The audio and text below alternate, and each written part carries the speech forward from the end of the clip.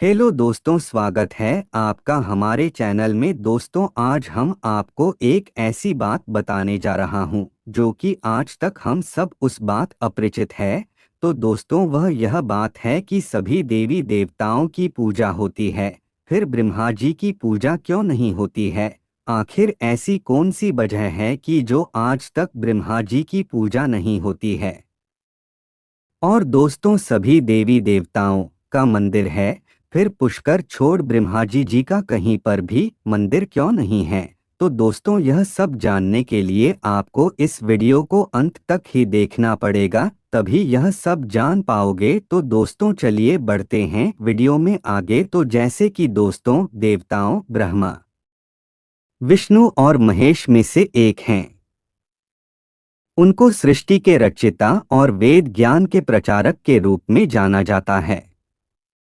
भागवत पुराण के अनुसार जिस क्षण समय और ब्रह्मांड का जन्म हुआ था, उसी क्षण ब्रह्मा हरि की नाभि से निकले एक कमल के पुष्प से उभरे। ब्रह्मा के 4 मुख और 4 भुजाएं हैं।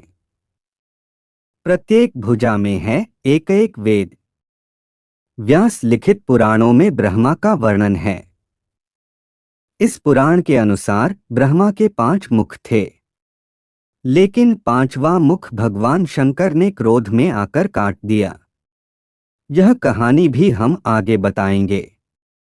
ब्रह्मा ने अपने आधे अंग से मनु और आधे अंग से शत्रुपा को उत्पन्न किया, जो सृष्टि के आदि पुरुष और स्त्री हैं। मनु से ही सृष्टि आगे बढ़ी। ब्रह्मा ने अपने मन से 10 पुत्रों को जन्म दिया, जिन्हें मानस पुत्र कहा जाता है। ये मानस पुत्र हैं अत्रि, अंगिरस, पुलस्त्य, मरीचि, पुलह, क्रतु, भृगु, वशिष्ठ, दक्ष और नारद। तो दोस्तों, आइए जानते हैं कि इस बारे में ब्रह्मा पुराण में बाकायदा चर्चा है। हालांकि दोस्तों, इस बारे में सबसे अधिक प्रचलित एक कथा है कि ब्रह्मदेव धरती पर यज्ञ करना चाहते थे। सही स्थान का चयन करने के लिए उन्होंने एक कमल को धरती पर भेजा। राजस्थान के पुष्कर में पुष्प की कुछ पंखुड़ियां गिर गईं और वहां तालाब का निर्माण हो गया। इसके बाद ब्रह्मदेव ने इसी स्थान को यज्ञ के लिए चुना। ब्रह्मदेव पुष्कर के उस स्थान पर यज्ञ करने पहुंचे तो तमाम देवी देवता भी शामिल हुए। अब जरूरत थी एक स्त्री की, जो यज्ञ को पूर्ण विधि विधान के साथ संपन्न करा सके, क्योंकि सनातन धर्म में शादीशुदा व्यक्ति का कोई यज्ञ तब तक सफल नहीं होता जब तक उसके साथ उसकी अर्धांगिनी शामिल ना हो। ब्रह्मा की पत्नी सावित्री को इस यज्ञ समारोह में पहुंचना था, लेकिन वह उचित मुहूर्त में नहीं पहुंच पाई। इसके बाद ब्रह्मदेव ने नंदिनी गाय के मुख से गायत्री को प्रकट किया और उनसे विवाह कर अपना यज्ञ शुभ समय पर शुरू किया। और दोस्तों, सनातन धर्म में त्रिमूर्ति के रूप में ब्रह्मा, विष्णु और महेश की पूजा होती है। मान्यता है कि ब्रह्मा सृष्टि के रचयिता, विष्णु संरक्षक और शिव संहारक हैं, यानी तीनों का व्यापक महत्व है। भगवान विष्णु और शिव के लाखों मंदिर देश दुनिया में हैं, लेकिन ब्रह्मा का सिर्फ एक मंदिर है, पुष्कर में। और दोस्तों, यज्ञ शुरू ही हुआ था कि ब्रह्मा जी की पत्नी सावित्री वहां पहुंच गईं।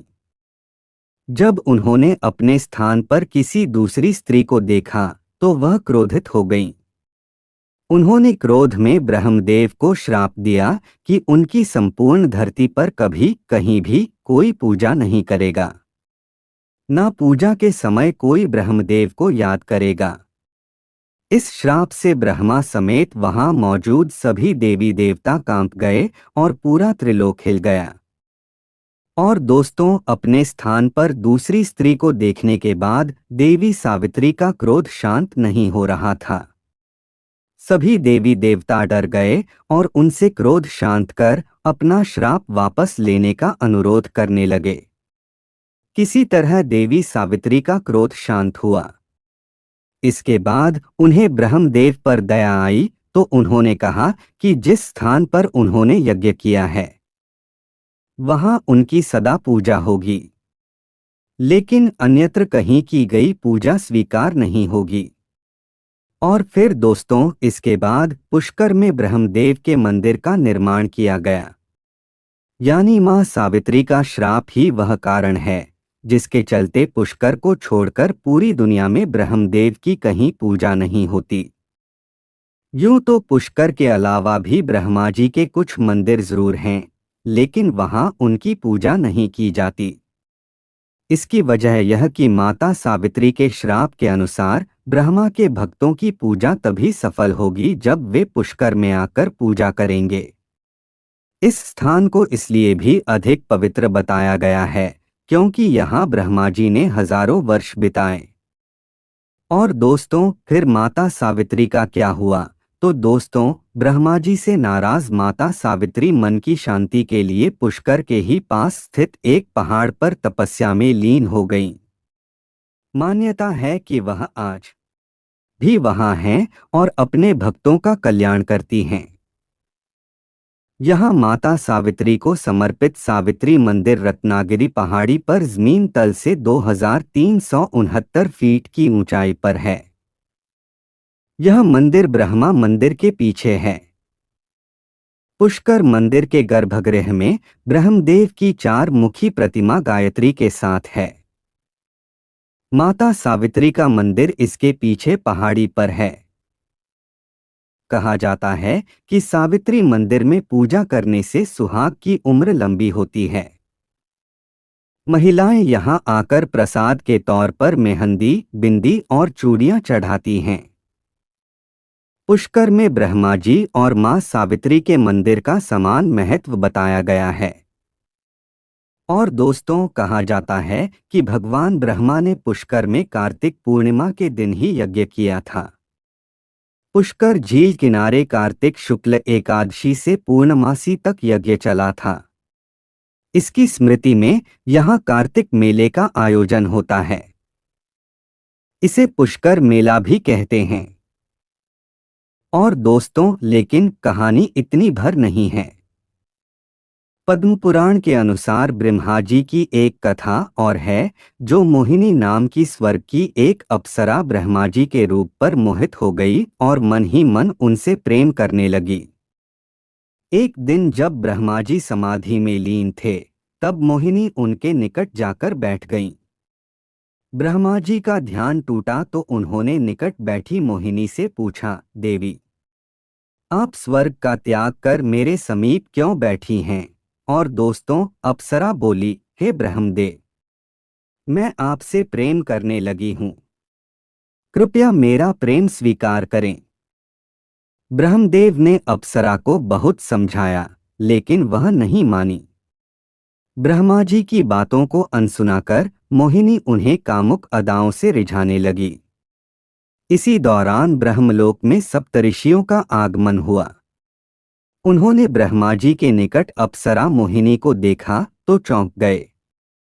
जब उन्होंने ब्रह्मदेव से इसका कारण पूछा, तो उन्होंने कह दिया कि अप्सरा नृत्य करते करते थक गई, इसलिए विश्राम के लिए पुत्री भाव से मेरे समीप बैठी है। सप्तऋषि वहां से चले गए, लेकिन मोहिनी को इस बात पर बहुत गुस्सा आया कि ब्रह्मदेव ने सच क्यों नहीं कहा। और फिर दोस्तों, मोहिनी बोली, मैं आपसे प्रेम करती हूँ, लेकिन आपने मुझे पुत्री कह दिया। ऐसा लगता है कि आपको खुद पर बहुत अभिमान है। यदि मैं आपको सच्चे हृदय से प्रेम करती हूँ, तो आपका यह घमंड चूर होगा और आपके तमाम गुणों के बावजूद आपकी कहीं पूजा नहीं होगी।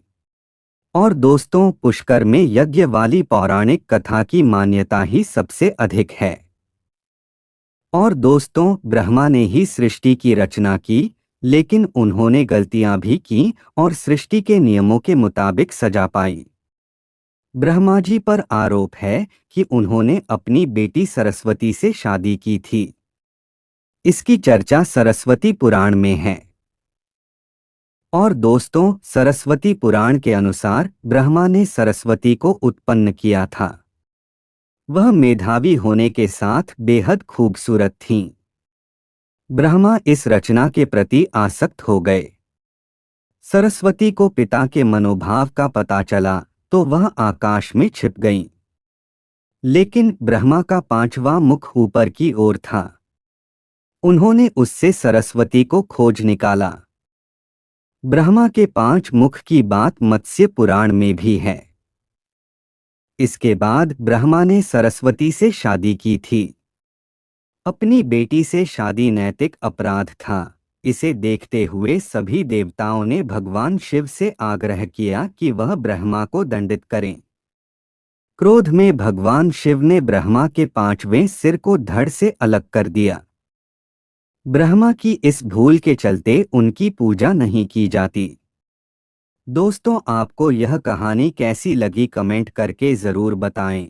और दोस्तों, यह कहानी आपको अच्छी लगी हो तो प्लीज़ हमारी वीडियो को लाइक और चैनल को सब्सक्राइब ज़रूर कर लेना, ताकि आने वाली इसी तरह की हर कहानी की वीडियो आप तक सबसे पहले पहुंचे। धन्यवाद।